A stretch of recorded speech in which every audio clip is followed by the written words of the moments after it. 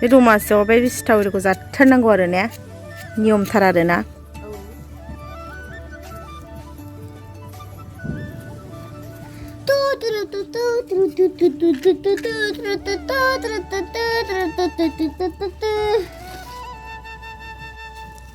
फा मोजां जों ओंखारदों बनखौ नस्थ' खालामनांला बाबा बनखौ बारा होबासो माबा जागोन ना बनानो मेरला जों ओंखारदोंना बाहाय थाथों जोंहा जयग' सावबावनांगौ सरस्वतीयावहाय ने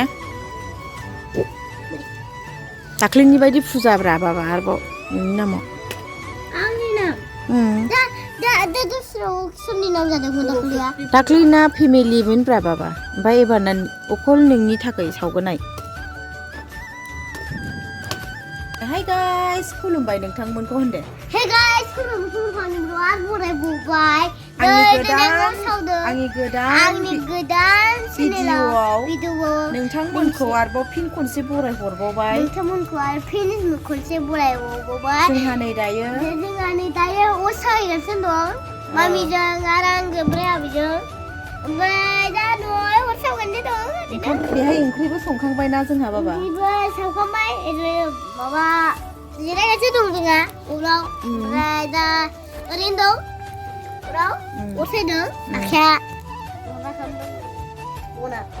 ओमफ्राय दा अर सावगासिनो दं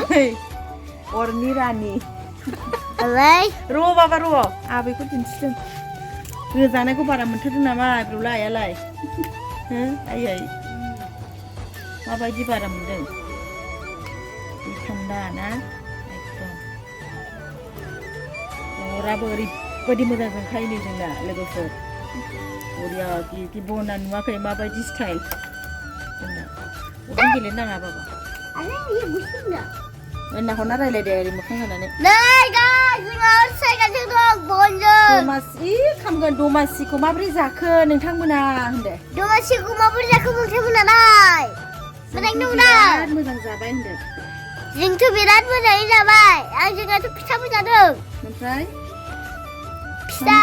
मक्खन मा जादों नों मक्खन माबा माबि ओमफ्राय दे नै खानाय सिननायखौ खोन्थाहरदो नै आं खानाय सिनदों गाइस वाव माबायदि स्टाइल नुदों गाइस मोजां नुदों ना गोदोनाया ओमफ्राय गोदोनाया नङाब्रा ओरैनो एफाराब बिदि नङाब्रा दे ओरै साइडआव नाहर दिसे वाव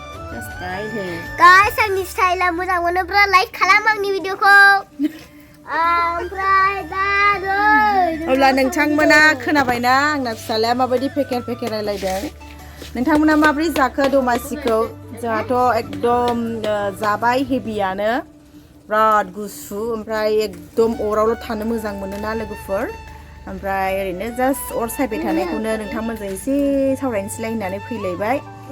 आसा खालामो नोंथांमोना जोबोद इन्जय खालामबाय दमासिखौहाय जोंहाबो जोबोद इन्जय खालामबाय